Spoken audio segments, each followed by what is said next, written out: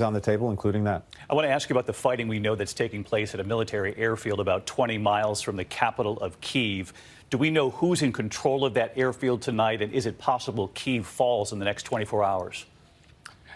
I'm not in a position to comment on exactly what's going on the ground at this moment, but what we do know, and part of the Russian plan has been to put Kyiv in danger, to assault the capital, to go after other major cities. We're seeing forces come in from the north, from the east, from the south, and that's all part of the plan that we've laid out for the world in recent weeks. You're convinced Putin's going to overthrow this government?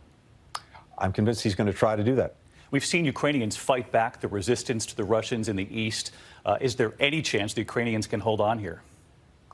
You know, one of the things that Vladimir Putin has done, starting back in 2014 when they first went into Ukraine, seizing Crimea, seizing a part of eastern Ukraine, is to totally alienate the Ukrainian people from Russia. Before 2014, actually, Russia was pretty popular in Ukraine. It had a 70% favorability rating.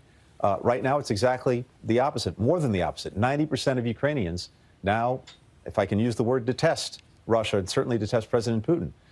My prediction would be that one way or another, they will strongly resist any effort to take away their sovereignty, take away their independence, take away their government. They'll resist, but can they beat the Russians here? You know, whether it's in the near term, whether it's in the medium term, whether it's in the long term, I'm convinced that democracy and the independence of Ukraine is going to prevail. Secretary Blinken, I know you know there are a lot of people watching tonight likely wondering, could Vladimir Putin go further here? The president was asked today, what if this goes beyond Ukraine? And he said, if Putin moves into NATO countries, we will be involved. He said, we will be involved. Is this a possibility?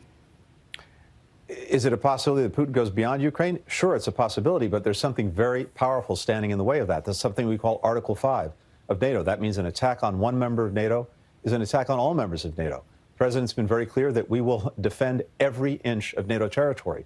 I think that's the most powerful deterrent against President Putin going beyond Ukraine. You know, the president has said all along U.S. troops will not fight in Ukraine against the Russians. But again, this hypothetical, if he goes beyond Ukraine and into NATO, given what you just cited, that means all bets are off the table here. Well, it's not a question of all bets being off the table. It's being very clear that we are committed to Article 5. We're committed to defending our NATO allies. And if it comes to that, we'll do it. But right now, our focus is on Ukraine. Our focus is on trying to prevent President Putin from going even further. But it looks like he's going for everything he can get. And so we're doing what we said we would do all along. We're imposing massive costs. We're doing it with allies and partners. We're doing it together. We're doing it swiftly.